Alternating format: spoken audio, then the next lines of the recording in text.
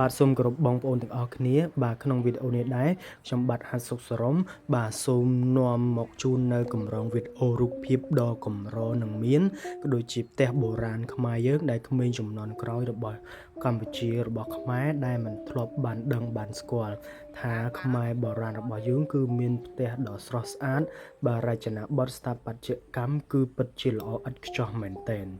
កាលពីសម័យដើមសម័យពីបុរាណខ្មែររបស់យើងបាទនិយមធ្វើផ្ទះបាទខ្ពស់ផុតពីដីដោយសារតែការធ្វើផ្ទះបាទខ្ពស់ផុតពីដីនេះគឺទី1ដើម្បីការពារបាទសត្វពឹសសាហាវសត្វល្អិតផ្សេងៗកុំឲ្យបាទបៀតបៀនបានហើយទី2មកទីធ្លានៅក្រោមផ្ទះគឺភាគច្រើនប្រជាជនខ្មែររបស់យើងតែងតែទុកប្រកបមុខរបររកស៊ីដូចជាអង្គុយបាទត្បាញហូលផាមួងក៏ដូចជាសូត្រផ្សេងៗក៏ដូចជាទុកដាក់នៅសម្ភារៈដែលបានបាទពីស្រែចម្ការគឺយើងបាទនៅទុកដាក់នៅខាងក្រោមផ្ទះដើម្បីមានទីធ្លាធំទូលាយអង្គុយលេងហើយចំពោះបាទខាងលើផ្ទះបុរាណខ្មែរនេះវិញគឺបាទតែងតែមានហល់នៅខាងក្រៅមានគ្រែមួយសម្រាប់ឲ្យបាទភ្ញៀវកន្លែងទទួលភ្ញៀវដើម្បីបាទធិបតីក៏ដូចជាបាទ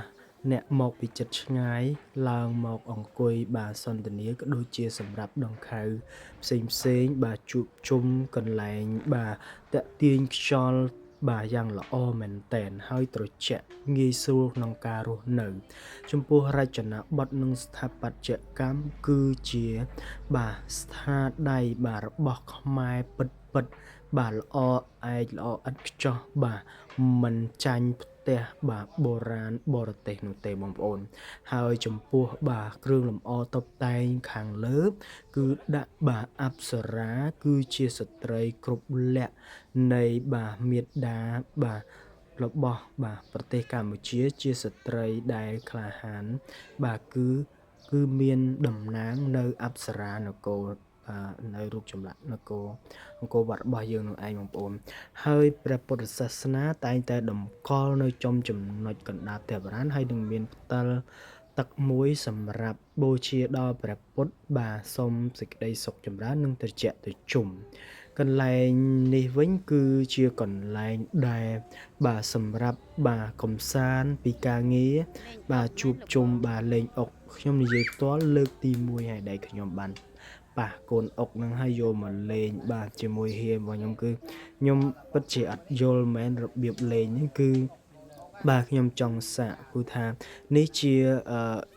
ល្បែងខ្មែររបស់យើងវាថាហ្គេមរាល់ថ្ងៃគេលេងទៅតាមទូរស័ព្ទទេតែនេះគឺជាល្បែងបាទអុក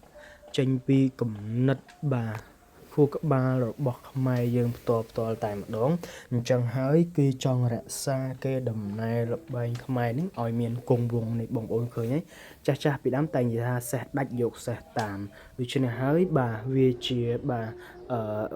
ជាដំណើរគេដំណើរមួយយើងត្រូវតែរក្សាទុកចំពោះក្មេងៗជំនាន់ក្រោយត្រូវតែដឹង